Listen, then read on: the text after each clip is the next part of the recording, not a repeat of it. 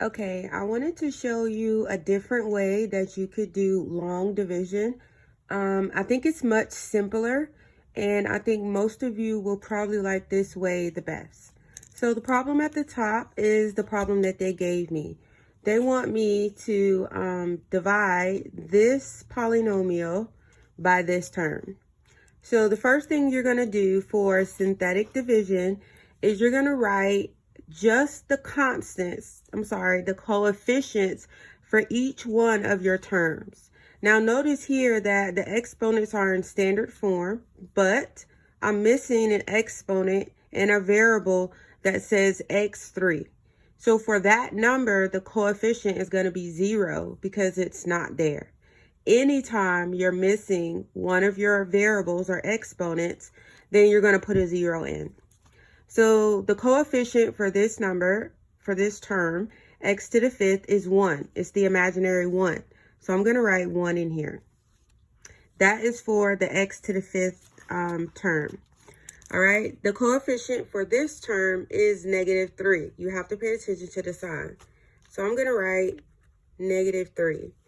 Now, realize what I told you earlier, the x to the 3rd power is missing. So I'm going to write a 0 to hold his place.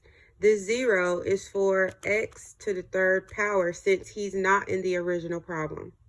All right, then the coefficient for x squared is a 3. And the coefficient for x is -6 because that's the number that's in front of him. And then the coefficient or the constant here is 16. So we're only writing the big numbers, the numbers that are in front of each one of your variables. If you're missing a variable, you put a 0 in. That's step number 1. Step number 2 is to take your a term, which is the term that's written after the x that you're dividing by. So in this case, that would be -2. But when you write it over here, you're going to write a +2. This +2 is your multiplier. So what I'm going to do first is bring down my +1.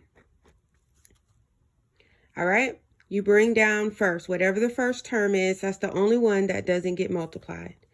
Now you're going to take this number and you're going to multiply it by the multiplier. So 2 times 1 is 2. Notice I wrote that up there right underneath the next term. Now you're going to either add or subtract to get your answer depending on the sign rules. Since this is -3, a -3 and a +2 will give me a -1. Notice why I wrote that. All right, now I'm going to multiply this answer, -1 times 2, and I'm going to put it under this term. So -1 times 2 is a -2. Now you add or subtract just following your sign rules. 0 minus 2 is a -2. Now I take the number that's on this row, multiply it by 2, which gives me -4. Add or subtract following the sign rules, that gives me -1. -1 times 2 gives me -2. Add or subtract following your sign rules. Since my signs are the same here, I just add the numbers and keep the same sign. That's -8. Take -8 and multiply it by the multiplier, which is 2, and that gives me -16. Add or subtract using your sign rules. 16 minus 16 is 0, and that means I have no remainder.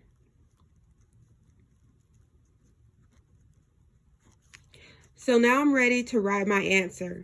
These are the coefficients of your answer, and you always start at the exponent down 1 from your highest exponent. So since 5 was my highest exponent, this 1 is for the x for the 4th term.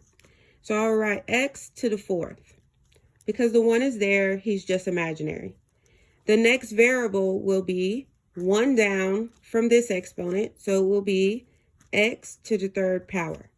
Notice I used the same number I had here. I'll copy this number, -2, and his exponent will be down 1 from this one, so x to the second power. Copy the next number, and then 1 down from this exponent will give me just x. And this is my constant. He doesn't get a variable. The constant is always the last number that doesn't have a variable. So this is my answer.